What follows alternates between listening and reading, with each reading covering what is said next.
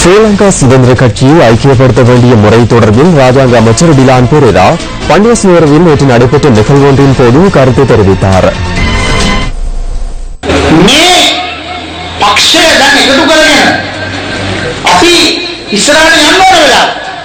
எமது கட்சியை ஒன்றிணைத்து முன்னோக்கி செல்ல வேண்டிய நேரம் வளர்ந்துள்ளது. ஸ்ரீலங்கா சுதந்திர கட்சியின் முன்னேற்றத்திற்கான காரணிகள் என்ன?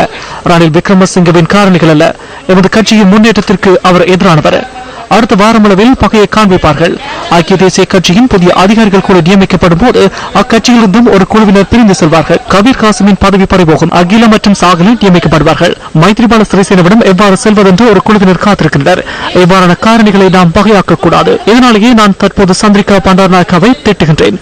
அவருக்கு ரணில் சாதகமான ஒருவர், மகிந்த எதிரி. அது தவறாகும். கட்சியை செயற்படுத்திய எமது தலைவியை தற்போது காலாவதியாகியுள்ளார் என்று நான் நினைக்கின்றேன். ஒன்றிணைந்த எதிர்கட்சியில் உள்ளவர்களுக்கு ஒன்றை கூற வேண்டும்.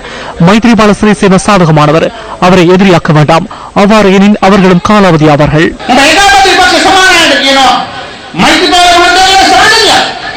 எதிர்கட்சியின் உறுப்பினர்கள் சிலர் ஜெனீவா நகரில் சர்வதேச பாராளுமன்ற சங்கத்திடம் கடிதம் ஒன்றை ஒப்படைத்தமை தொடர்பிலும் அமைச்சர் இங்கு கருத்து தெரிவித்தார்.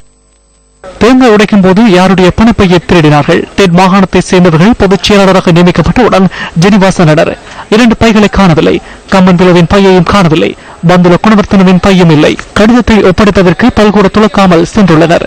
அவர்கள் சென்றவை தொடர்பில் நான் குறை கூறவில்லை. எதிர்கட்சியில் இருந்த காலத்தில் சுற்றுலா செல்வதற்கு நாமும் விருப்பத்துடனேயே இருந்தோம்.